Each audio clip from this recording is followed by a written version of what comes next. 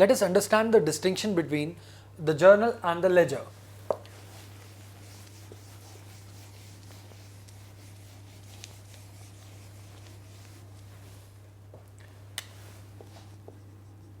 Journal and ledger.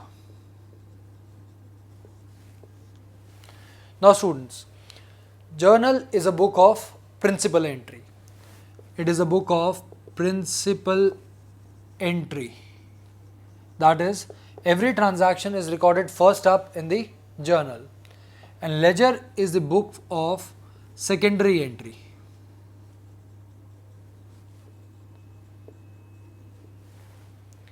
Then students, in journal, the entries are recorded in chronological order.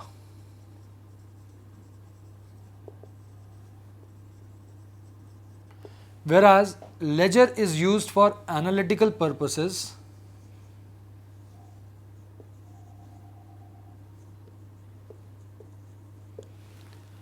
Then, in journal, whenever we pass an entry, it is called as journalizing.